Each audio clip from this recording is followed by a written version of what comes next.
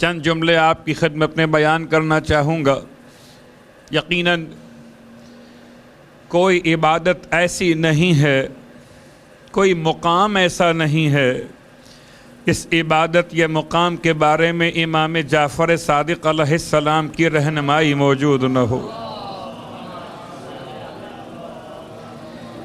یعنی وضو کے مسائل ہوں، تیمم کی باتیں ہوں، کہ اذان و اقامت کے مناقب بیان کیے جا رہے ہوں، کہ مسجد میں نماز پڑھنے کا ثواب رقم کیا جا رہا ہو، یا مصلی پر بیٹھ کر نماز کے بعد تسبیح سیدہ کی بات سمجھائی جا رہی ہو، کوئی ایسا مقام مجھے بتا دیجئے کہ جہاں ذکر شریعت ہو، سنت اور واجب کا حوالہ ہو اور امام جعفر صادق علیہ السلام کا نام موجود نہ ہو۔ حتیٰ کہ ماتم کے فرش سے لے کر، فرش عبادت سے لے کر، قبر کی باتوں سے لے کر، روز قیامت کے مسائل سے لے کر، خدا کی بارگاہ میں حاضری کے عنوان تک کون سا ایسا عنوان ہے جس کو میں یہ کہہ کر آغاز کروں کہ اس مقام کے بارے میں امام کی روایت نہیں ملتی، بلکہ الفاظ یوں کہے جائیں کہ باقی سارے ائمہ اہل بیت کی محنتیں اپنے مقام پر، ان سب پر ہماری جانیں قربان ہو جائیں، ہمارے ماں اور باپ قربان ہو جائیں، انہی کے فرزند ہیں، انہی کے پیرو ہیں امام علیہ السلام، کہ ہر ایک مقام پر امام کی اتنی احادیث بیان کی گئی ہیں کہ گویا ایسا لگتا ہے کہ مذہب آل محمد، مذہب اثنا عشر کے بجائے مذہب امام جعفر صادق دکھائی دیتا ہے۔ یعنی اس حوزہ علمیہ کی بنیاد سے لے کر مسائل تفقہ تک، علم کلام کی باتوں سے لے کر عبادت کے طریقوں تک، تلاوت قرآن کے عنوان سے لے کر شب قدر کی تفسیروں تک، امام نے کوئی مقام ایسا رکھا ہی نہیں کہ جہاں رہنمائی نہ فرمائی ہو۔ گویا امام علیہ السلام کے تمام تر خدمات کو بیان کرنے کے لیے، آپ کی دعاؤں کو سمجھانے کے لیے ایک مکمل مجلس نہیں بلکہ مکمل عشرہ چاہیے، علماء ہوں، خطبہ ہوں، اور امام کی سیرت کے عناوین پر گفتگو کی جائے۔ امام کا زہد کیا تھا، امام کا علم کیا تھا، امام کا تقوی کیا تھا، امام کا انداز محبت کیا تھا، امام کا طریقہ اخلاق کیا تھا، امام کا مومن کا عنوان حقوق بیان کرنے کا طریقہ کیا تھا۔ امام علیہ السلام کی بارگاہ سے اور روایت بیان کرتے ہوئے بات کو آگے بڑھائیں کہ امام جعفر صادق علیہ السلام ارشاد فرماتے ہیں،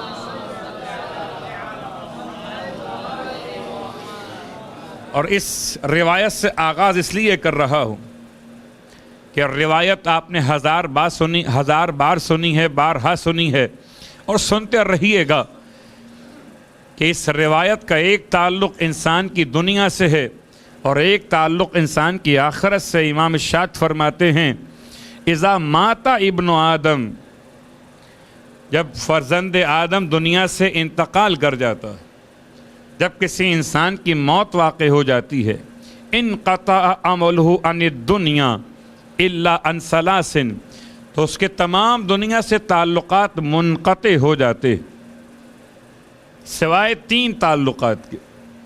تمام تر اشیاء سے تعلقات ختم ہو گئے۔ کل تک یہ مکان میرا تھا، جب میں نہ رہا تو یہ مکان بھی میرا نہ رہا، اب یہ مکان کس کا ہے؟ کہ اب یہ مکان ورثاء کا ہے، اب یہ مکان صاحبان حقوق کا ہے۔ کل تک یہ لباس میرا تھا، اب یہ لباس میرا نہ رہا۔ کل تک یہ مال میرا تھا، اب یہ مال میرا نہ رہا۔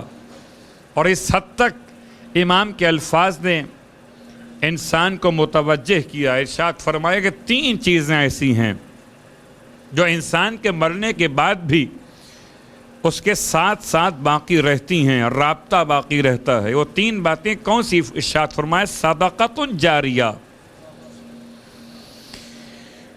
ایک صدقہ جاریہ جو انسان کی موت کے بعد بھی اس سے منقطع نہیں ہوتا۔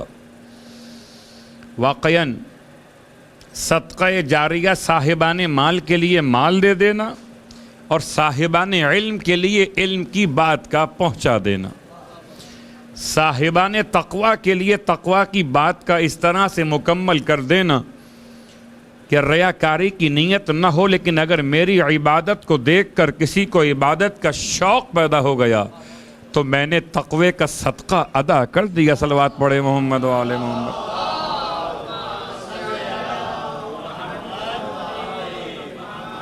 ایسا ہوتا ہے، ایسا ہوتا ہے، یہ اس میں کوئی شک نہیں ہے۔ یہ اپنے مقام پر ہے کہ انسان کہے کہ اول کون ہے، سابق کون ہے، جس نے تشویق دلائی وہ کون ہے۔ ایک چھوٹی سی روایت، اللہ کے رسول کی بارگاہ میں ایک شخص سائل نے سوال کیا ہے کہ مجھے امداد چاہیے، ہے کوئی میری امداد کرنے والا؟ اللہ کے رسول کی بارگاہ میں تمام لوگ بیٹھے ہوئے۔ ایک مرتبہ ایک صحابی نے اٹھ کے اس کی امداد کی ہے، اور اس کی امداد کو دیکھ کر باقی آہستہ آہستہ لوگ اٹھنے لگے اور اس کی امداد کرنے لگے۔ ہوتا ہے ہمارے یہاں، اس کو کہتے ہیں کہ جیسے لوگوں کا رویہ ہو ویسے باقی لوگ بھی اسے اختیار کر لیتے ہیں۔ یا مثال میں بڑی آسان دوں، وہ بہت غلط مثال تھی، میں نے روک لی۔ آج کل ٹریفک کے مسائل میں رانگ سائڈ چلنا ایک ایسی روش بن گئی کہ ایک گاڑی اگر غلط چل رہی ہے تو اس کے پیچھے پیچھے اور گاڑیاں بھی راستہ بنا لیتی۔ یہاں مثال فعل غلط ہے، وہاں مثال فعل درست ہے کہ اللہ کا رسول کی بارگاہ میں سائل کا سوال ہے، سب پر خاموشی طاری ہے، جس نے اول اٹھ کر امداد کی ہے، باقیوں نے دیکھا دیکھی شرما حضوری کہ لاؤ ہم بھی اس کار خیر میں شریک ہو جائیں۔ اللہ کے رسول نے ارشاد فرمایا باقی سب اپنے مقام پر جو دے رہے ہیں ان کو اس کا ثواب ملے گا، لیکن جس نے آغاز کیا اس کے نامہ اعمال میں اپنے عمل کا بھی ثواب اور دیگر افراد کے عمل کا بھی ثواب لکھا جائے گا۔ تو صدقہ جاریہ یعنی ایک انسان کا اس طرح سے نماز شب کا ادا کرنا، اس انداز سے مولا حسین کی زری کو پکڑ کر رونا اور فریاد کرنا کہ دوسروں کے لیے نمونہ عمل قرار پائے، یہ بھی صدقہ جاریہ ہے۔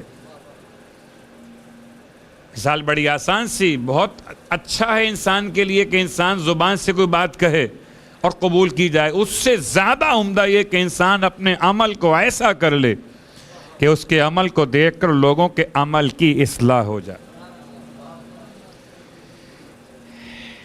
لیکن صدقہ جاریہ، لفظ جاریہ، خیر یہ تو مکتب اہل بیت کا مجمع، یہاں تو مسلسل صاحبان علم، صاحبان فضیلت آ کر اپنے علم سے اور اپنے فضل سے افادہ کراتے رہے اور مومنین استفادہ کرتے رہے۔ بس ایک جملہ سرکار ختم یہ مرتبہ صلی اللہ علیہ وآلہ وسلم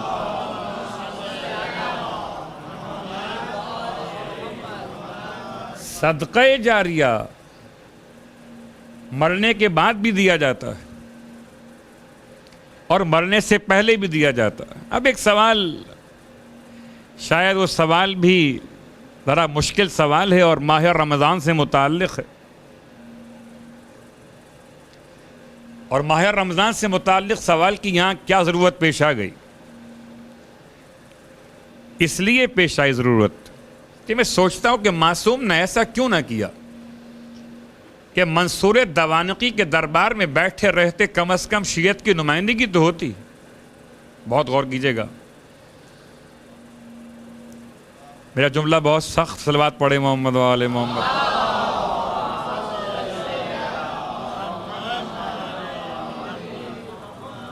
کیا مطلب؟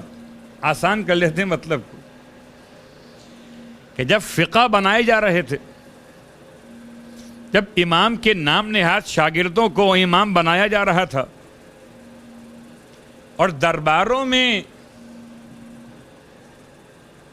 ان فقہ کے ائمہ کی نمائندگی خود ان کے اپنے وجود سے یا ان کے مبلغین سے ہو رہی تھی، تو تلاش کیجئے کہ کیا ائمہ اہل بیت نے ان دربار ہائے شر اور فتنہ و فساد میں کسی اپنے نمائندے کو معین کیا تھا کہ جی مکتب اہل بیت کا کوئی نمائندہ بیٹھا ہوا تو ہو؟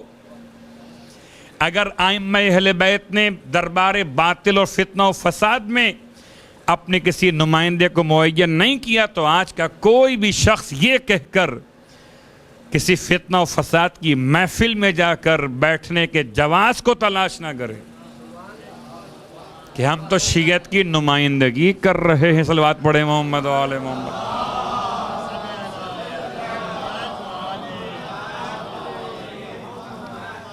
ایک مسئلہ صاحبان علم کا، ایک مسئلہ صاحبان ایمان کا، صاحبان علم کا مسئلہ صاحبان علم کے ساتھ۔ ہم تو صاحبان ایمان کی باتیں کر رہے ہیں۔ صاحبان ایمان کا مسئلہ کیا؟ کسی مقام پر بھی انسان جائے تو کیا دیکھے کہ شرعاً جانا جائز ہے کہ حرام ہے؟ آغائے سیستانی سے مسئلہ بعد میں پوچھے، پھر روایات کی روشنی میں خود سمجھے کہ اس کی شرعی ذمہ داری کیا ہے۔ مسئلہ استنباط نہیں ہے یہ کہ استفتاء کیا جائے۔ استفتاء کب ہوگا؟ جبکہ نص صریح موجود نہ ہو۔ استفتاء کب ہوگا؟ جبکہ آیت محکمہ موجود نہ ہو۔ استفتاء کب ہوگا؟ جبکہ معصومین کی روش موجود نہ ہو۔ استفتاء کب ہوگا؟ جبکہ علماء ما سبق کا کوئی انداز موجود نہ ہو،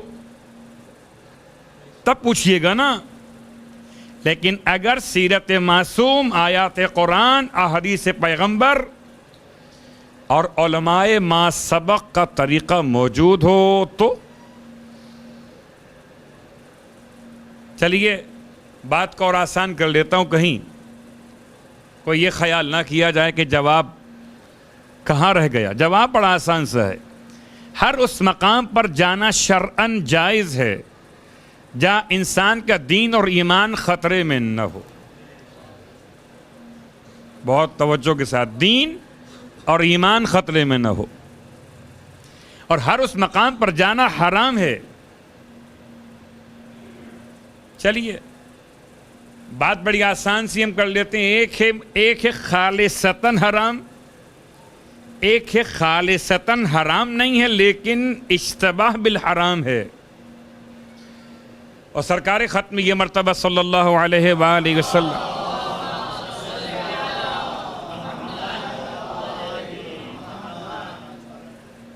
اللہ کے رسول ان دونوں مقامات سے بالکل الگ ہیں۔ یہودیوں نے پیغمبر کا امتحان لیا تھا کہ ہم نے سنا کہ پیغمبر کی پہچان یہ کہ وہ حرام نہیں کھا سکتے۔ پہچان کیسے ہو؟ اختبار کیسے کیا جائے؟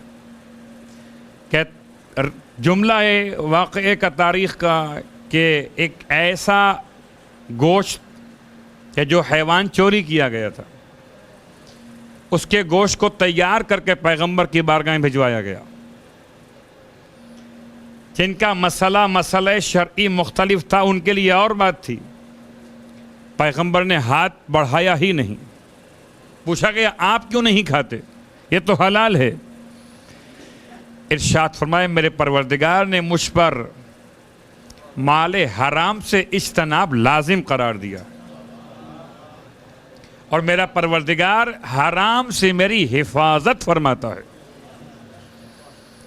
پھر آزمایا گیا، اچھا یہ مال حرام تھا، خالصتاً چوری کا مال تھا، اب مال حرام اشتباہ کیا جائے جو حرام سے مشتبہ ہو، اس سے اختبار کیا جائے۔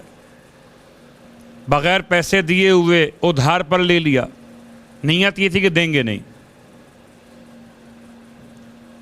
نیت یہ تھی کہ دیں گے، اور اس کے بعد لے کر اللہ اکبر پیغمبر کی بارگاہ میں پیش کیا گیا۔ آپ نے ہاتھ پھر روک لیا، پوچھا گیا اب کیا مسئلہ ہے؟ کہ میرے پروردگار نے جیسے مجھے حرام سے بچایا ویسے مجھے اشتباہ بالحرام سے بچایا ہے۔ انسان مکروہات سے کیوں بچنا چاہتا ہے؟ تاکہ محرمات کا زینہ نہ قرار پائے۔ ماہ رمضان، راتیں متبرک، اور پھر ایسے پروگرامز میں شرکت دینی سوالات کے نام سے، انبیاء کے قصوں کے نام سے، اور مولائے کائنات کے فضائل کے بیان کے نام سے. تو کیا مولائے کائنات کے فضائل اگر بیان ہوں دربار حاکم شام میں، تو کیا حاکم شام کے دربار میں جا کے بیٹھنے کی اجازت ہو گئی؟ یہ کہہ کر کہ ہم مجلس ولایت علی ابن ابی طالب میں شرکت کے لیے جا رہے ہیں، نہیں.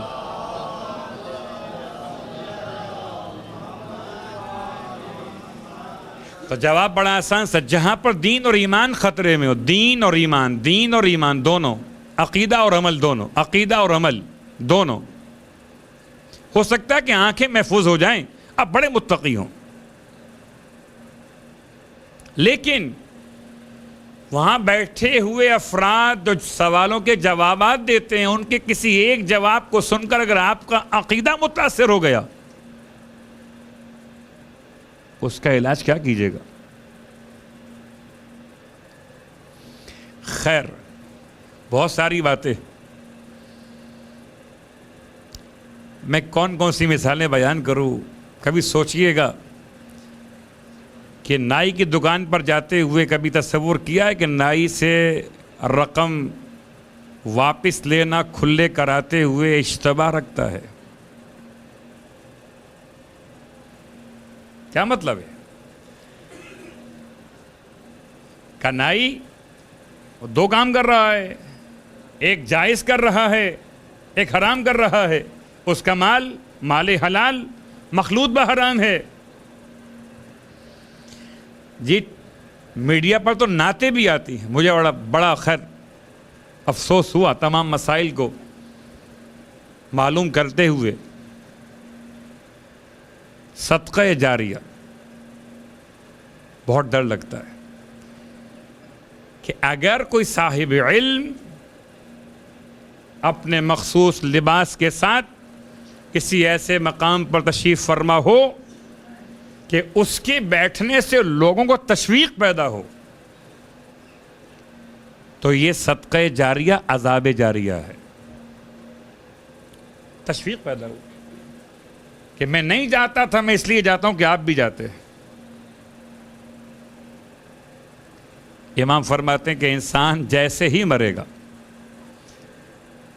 اس کے سارے رشتے ختم ہو جائیں گے. اللہ اکبر.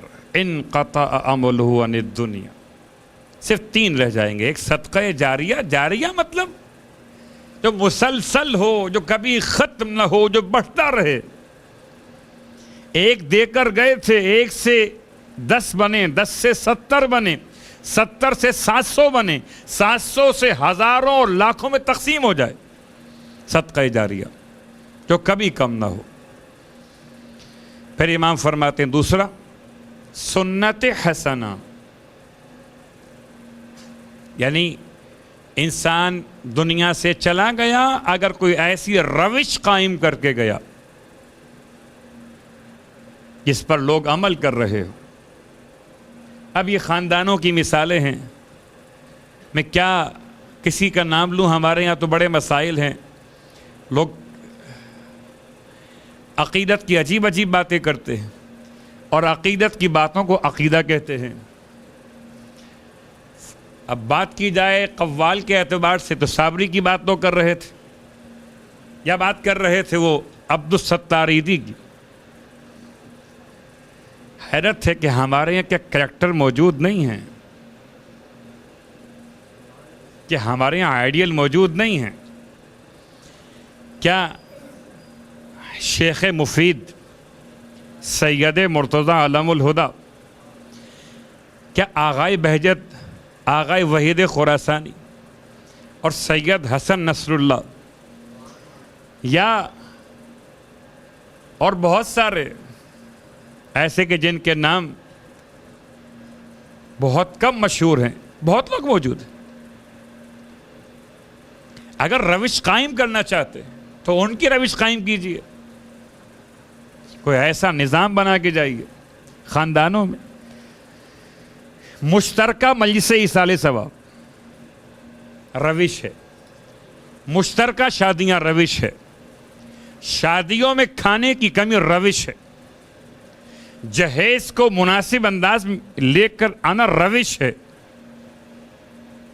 اسلامی شادی کا انداز اختیار کرنا روش ہے، نکاحوں کا امام بارگاہ میں انعقاد روش ہے، قائم کیجئے۔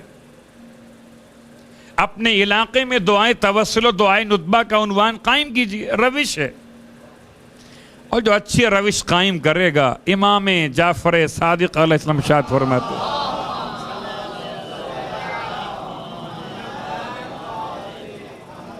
اچھی روش،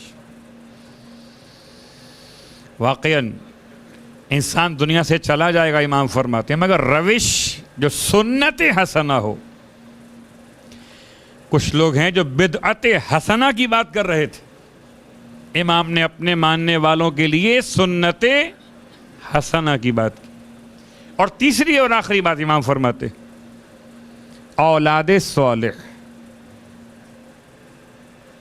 ویسے تو بہت سارے انداز ہیں امام کی سیرت کے، لیکن تربیت کے باب میں بچے کا نام رکھنے سے لے کر بچے کے اول روز کے تمام مستحبات سے لے کر اور آخر تک ہر ایک پہلو کو امام نے مکمل بیان کیا ہے۔ آئیے امام علیہ السلام کی ایک اور روایت جو میرے اور آپ کے لیے اب روش بن سکتی ہے امام کی سنت پہ عمل کرتے ہوئے۔ امام ارشاد فرماتے کہ تمہیں چاہیے کہ تم اپنے سے بڑے افراد کا بھی احترام کرو، اور تمہیں چاہیے کہ تم اپنے جو تمہارے ہم سن افراد ہیں، ہم عصر ہیں، ان کا بھی احترام کرو، اور جو تم سے کم سن ہیں ان کا بھی احترام کرو۔ راوی کو ہضم نہیں ہوا، راوی نے سوال کر لیا، ہم تو سمجھتے ہیں مولا کہ کبھی ہمارا بھی احترام کیا جائے، چھوٹے ہمارا احترام کریں، کہ ہمارے دوستوں میں سے کیا ان سے احترام کیا جائے۔ امام سے سوال کیا کہ مولا ان تمام کا سبب کیا ہے؟ حکمت کے بغیر تو امام کوئی بات بیان فرماتے ہی نہ تھے۔ ارشاد فرمایا، اس نے جو فرزند رسول ہے کہ دیکھو جو تم سے بزرگ ہے اس کا اس لیے احترام کرو کہ اس کا زمانہ تکلیف تمہارے زمانہ تکلیف سے زیادہ ہے۔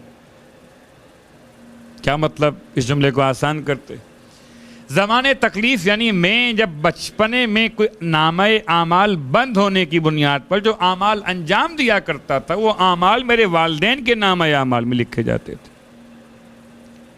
بچے کا مجلس میں آنا، بچے کے نامہ اعمال تو بند ہیں ابھی، کہ رفع القلم عن الصبی والنائم والمجنون، قلم اٹھا دیا گیا 3 پر سے، بچے پر سے، سونے والے پر سے، اور مجنون پر سے۔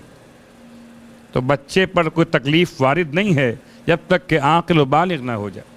اب جو یہ اعمال کرے گا، مجلس میں آ کے بیٹھے گا، ثواب کسے ملے گا؟ والدین۔ یہ شرارت کرے گا اور اس کی اصلاح کریں والدین، ثواب کسے ملے گا؟ والدین۔ یہ سجدگاہ اور تسبیح کے پاس آ کر بیٹھے، یہ نماز کی شکل اختیار کرے، ثواب کس سے ملے گا؟ تو میرا نامہ اعمال کھلا کب سے؟ جب سے میں عاقل و بالغ ہوا۔ اور امام فرماتے ہیں کہ تم اپنے سے بڑے کا احترام اس لیے کرو کہ اس پر نماز واجب ہوئی تھی، اس پر روزہ واجب ہوا تھا، اس پر خدا کے سجدے واجب ہوئے تھے تم سے پہلے، اور تم پر خدا کے سجدے واجب ہوئے اس کے بعد، تم پر نمازیں واجب ہوئیں اس کے بعد۔ آسان کر لیتے، اس سال ماہ رمضان کے روزے جو عاقل و بالغ ہو گیا قمری اعتبار سے، اس نے واجب کی نیت سے رکھے، جو پچھلے سال عاقل و بالغ ہوا تھا وہ 1 سال مقدم۔ صلوات پڑھے محمد۔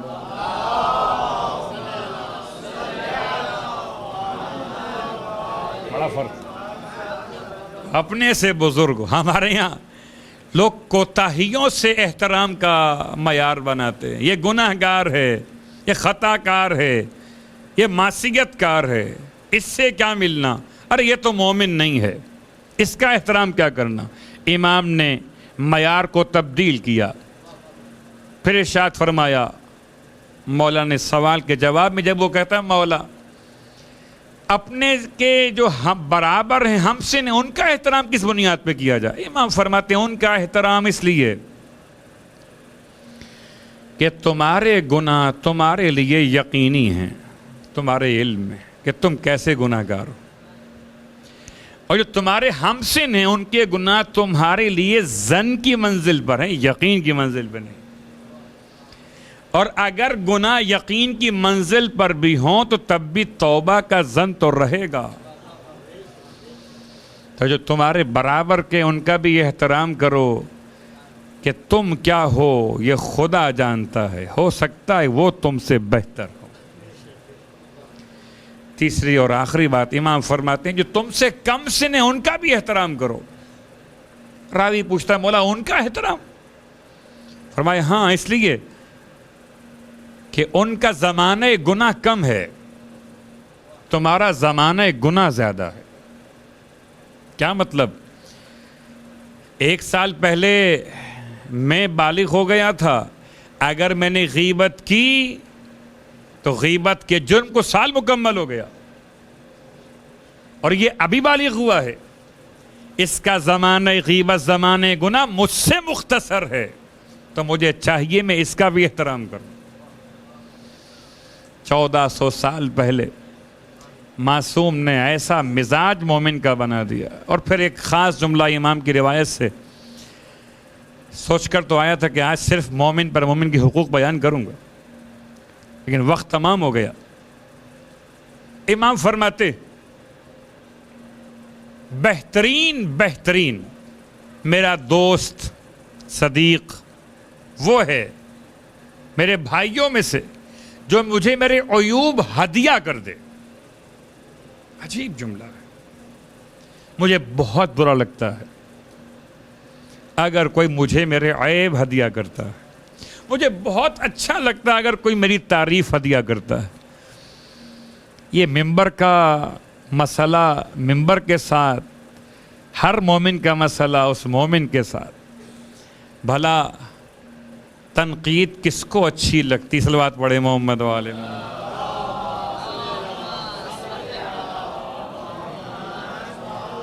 دیکھیے کسی بھی روایت کو ہم مطلقاً سب پر نافذ نہیں کر سکتے.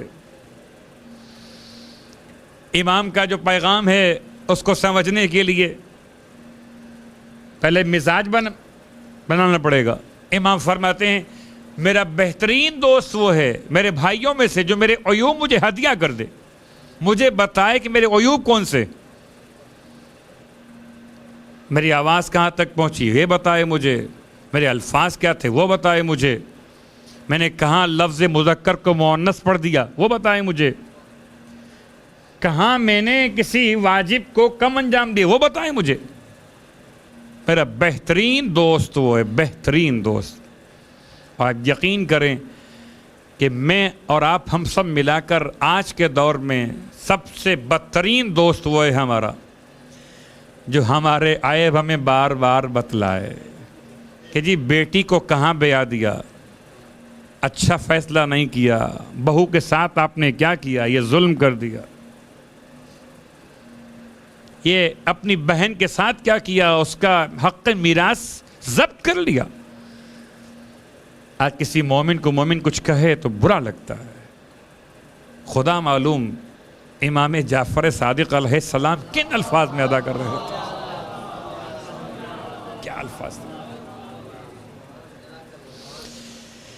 پھر ارشاد فرماتے ہیں ایک اور روایت میں کہ جو شخص من وعظ اخاہ سرا, اس نے اپنے بھائی کو نصیحت کی پوشیدہ طور پر, فقد زانہ, اس نے اپنے بھائی کو زینت دے دی. جس نے اپنے بھائی کو پوشیدہ طور پر نصیحت کی. آپ کو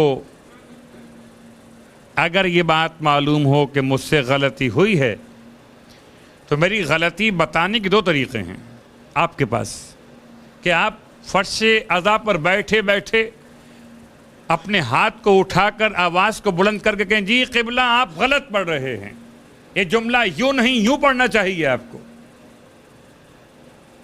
معلم نفسیات ہے معصوم، کیا منزل ہے کہ مسئلہ حل بھی کرنا ہے، نفسیات کو پامال ہونے سے بچانا بھی ہے، ورنہ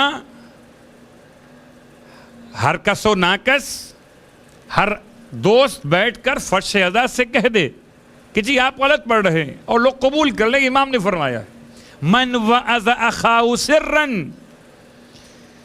مجلس پڑھنے کے بعد کاش کہ ہم جیسے طلباء میں اتنی ہمت و برداشت ہو کہ صاحبان ایمان کی نصیحتوں کو قبول کر سکیں۔ عجیب ہے واقعاً، ہم یہ تو چاہتے ہیں کہ صاحبان ایمان ہماری نصیحت قبول کریں، یہ ہم نہیں چاہتے کوئی ہم کو نصیحت کرے۔ حالانکہ نصیحت ہو یا کوئی اچھی بات ہو کسی مومن کی زبان پہ جاری ہو، یہ خدا بہتر جانتا ہے۔ اور خود امام جعفر صادق علیہ السلام اپنے مشورے کے بعد،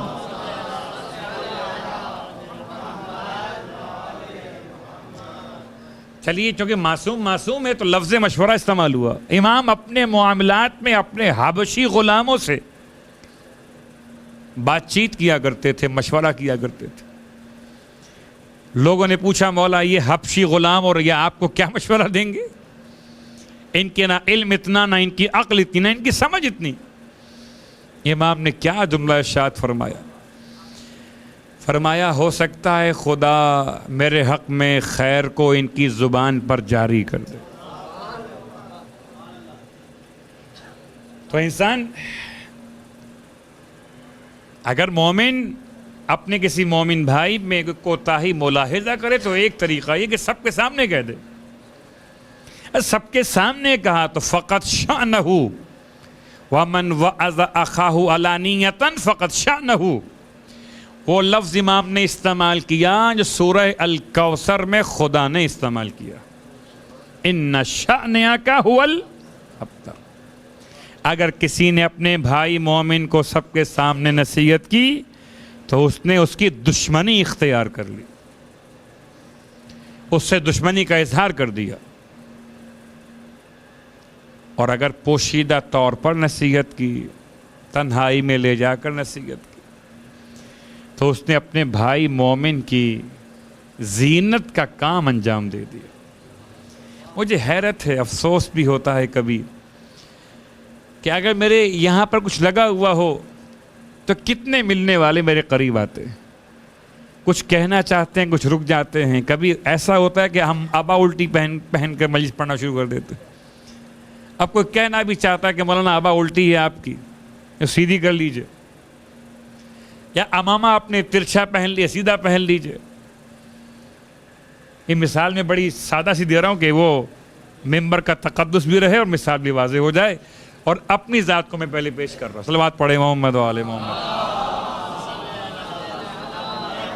ہو سکتا کہ کوئی کہنا چاہتا ہے مجھ سے اور کہ نہیں کہہ پا رہا، لیکن پھر بھی ہمت کر لیتا ہے، اور کرتا کیسے ہے؟ اس کا طریقہ کار کیا ہوتا ہے؟ قریب آتا ہے، مولانا ایکسکیوز می، ذرا توجہ کیجیے گا، یس سوری پلیز مولانا یہ آپ کا یہ شاید یہاں کچھ لگا ہوا ہے، اگر اس کو ہٹا تو اس کا یہ ہٹانے کا انداز کتنا اچھا لگتا ہے۔ لیکن یہ مومن ہمت کیوں نہیں کرتا جب مجھے غیبت کرتے ہوئے دیکھتا ہے، جب مجھے تہمت لگاتے ہوئے دیکھتا ہے، جب مجھے نماز کے وقت میں کسی اور کام میں مصروف بالکل خاص طور سے دیکھتا، ہمت کیوں نہیں کرتا کہ میری اصلاح کر دے؟ حق ہے مومن پر مومن کا کہ اگر اسے کسی برائی میں مبتلا دیکھے تو اس کی اصلاح کرے، مگر کیسے؟ من وعظ اخاہ سرا، پوشیدہ طور پہ کر۔ اس لیے کہ لباس تبدیل کیا جاتا ہے تنہائی میں، اور لباس میرے بدن کے عیب چھپاتا ہے۔ سب کے سامنے یہ عیب ظاہر نہیں ہوتے، جو کہ لباس عیب چھپا لیتا ہے۔ اگر کوئی مومن میرا لباس بننا چاہتا ہے تو تنہائی میں میرے عیبوں پر پردہ ڈال دے، تاکہ جب سب کے سامنے عجیب کیفیت ہے واقعاً۔ خود پسندی اتنی طاری ہو گئی ہے کہ اپنے علاوہ کسی اور کی تعریف سننا قبول نہیں ہے، تو میں اپنے مومن بھائی کی زینت کیوں بنوں، اس کی کوتاہیاں کیوں دور کروں؟ میں تو چاہتا ہوں کہ وہ اور کوتاہی کرے تاکہ اس کی منزلت کم ہو اور میرا مقام بڑھتا چلا جائے۔ عجیب کیفیت ہے، خدا معلوم ہم کب جعفری بنیں گے۔ صرف فقہ جعفر صادق پر عمل کر لینے سے انسان جعفری نہیں ہوتا۔ ارے وہ تو امام مالک کے ماننے والے، امام ابو حنیفہ کے ماننے والے، امام شافعی کے ماننے والے جب کسی مشکل میں گرفتار ہوتے ہیں تو فقہ امام جعفر صادق ان کو مشکل سے نکال لیتا ہے۔ اگر کوئی وقت مشکل میں امام جعفر صادق کی فقہ پہ عمل کر رہا ہو تو جعفری نہیں ہوا ہے جب تک کہ سیرت جعفر صادق کو اختیار نہ کر لے۔ رحمتك يا أرحم الراحمين وصلى الله على محمد وآله الطاهرين